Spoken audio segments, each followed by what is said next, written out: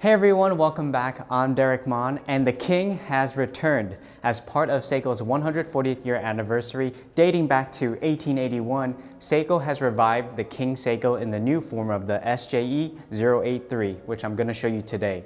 But before we jump into that, I'm going to go into a quick history for those of you who are like, what is King Seiko?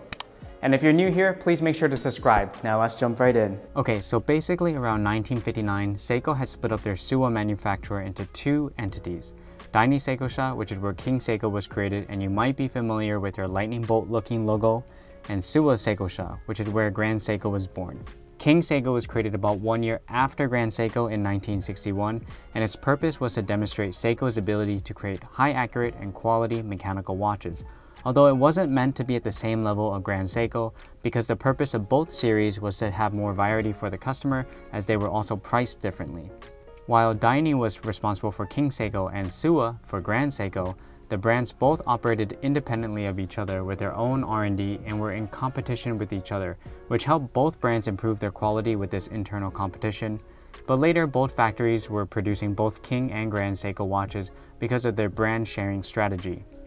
King Seiko would unveil multiple collections of watch models, from chronometer models, 44KS, 4420, and at the time, Daini's King Seiko movements easily matched the quality and accuracy of Grand Seiko movements as seen in several Neuchâtel trials in Switzerland. Some pieces like the 44KS chronometer movement were incorporated into Grand Seiko watches, which would later form the 44GS. King Seiko's story is one of design evolution, from its first model to the 4420 chronometer, later adhering to Taro Tanaka's grammar of design, which is huge for Grand Seiko now. There's a lot to unpack when it comes to King Seiko, and for those who are still interested in the nitty-gritty and the history, I'll link some amazing articles in the link below. Notably, check the articles from Beyond the Dial by David Flett and Pedro Mendes, who have a wealth of accurate King Seiko history to share. Now, on to the watch. Alright, now before I go into the details of the watch, first let me show you this box. I normally don't review boxes, but check this out. This is like a deep mahogany wood with just a gold Seiko logo. And then when you open the box inside, it literally looks like the coffin of a royal king. This is so fitting for this watch. The case of the King Seiko measures 38.1mm with a thickness of 11.4mm, and across the wrist the lug-to-lug is 44.7mm. My wrist is roughly 6.5, and my maximum usually tends to be a rough 48mm lug-to-lug, so this case fits really well on my wrist and it's comfortable.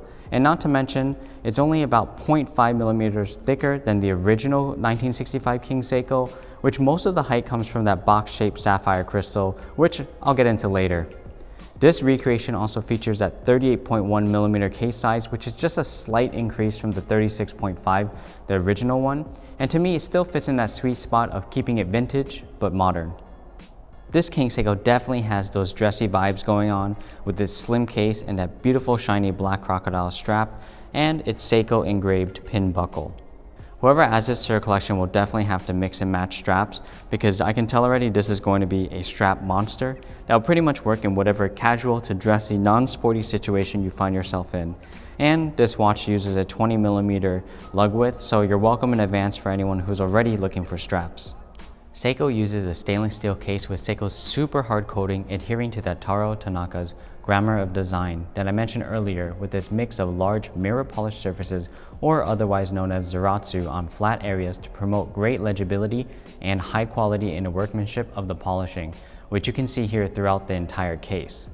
The new King Seiko SJE083 in particular is a new version of the original 1965 King Seiko. However, instead of the gentle rounded contours, the new King Seiko case is sharp, angular, and is a modern take on the watch. The design of this watch has really mastered playing with light and shadow.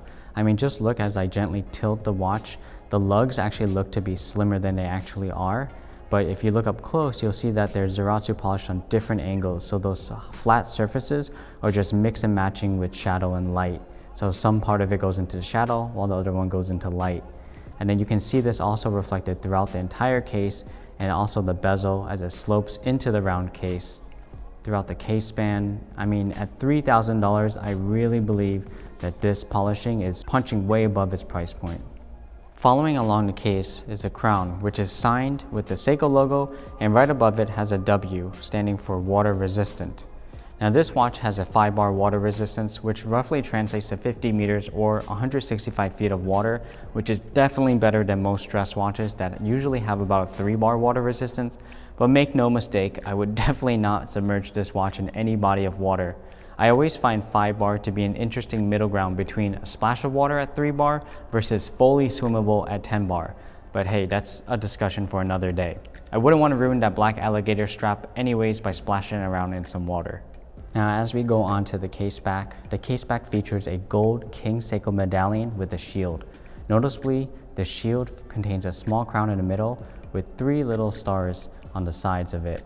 It has a very royal feeling with the watch, and the medallion itself is a callback to classic King Seikos of the past.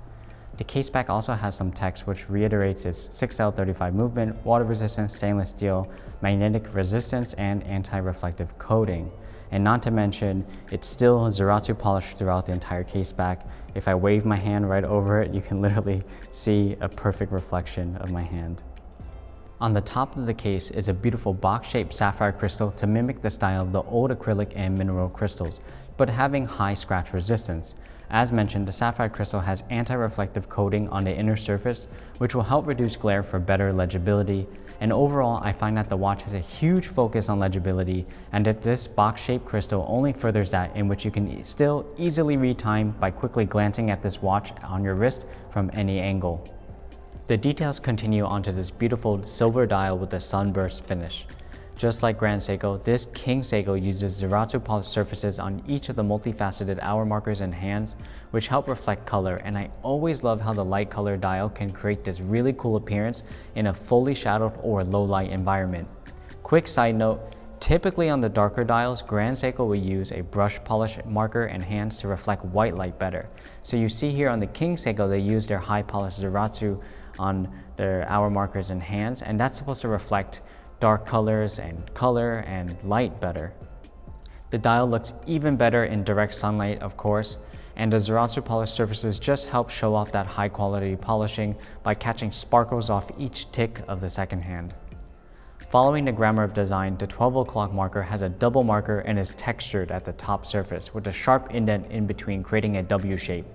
Just like on the first King Seiko, the 12 o'clock marker has an even more noticeable sparkle thanks to the way it is intricately faceted that looks in the shape of a W from a low angle. Behind the hour markers is a simple minute track with short black lines for each minute and a bold line at every 5 minutes.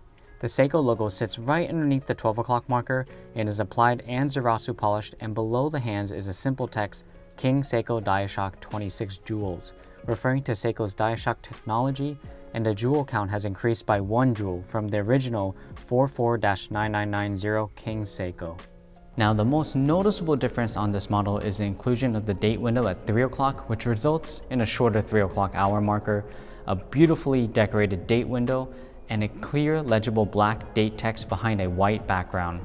Inside the King Seiko is the 6L35 automatic caliber, which according to Seiko is a higher-end slim automatic movement with a date that was introduced in 2018.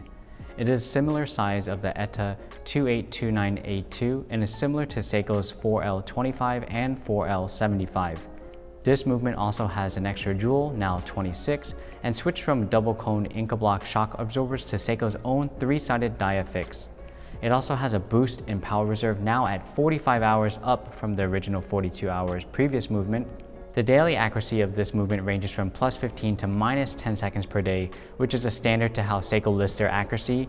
And in the case of my 6R35 movement from my SPB 149, I've been luckily getting about +2 seconds per day, even though the expected accuracy can vary much greater.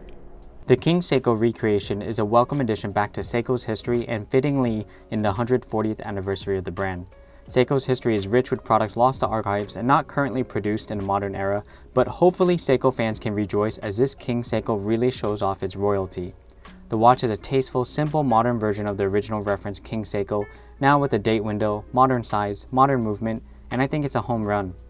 Please contact us for availability, as this is a limited run of 3,000 pieces worldwide. Check the links below for more info.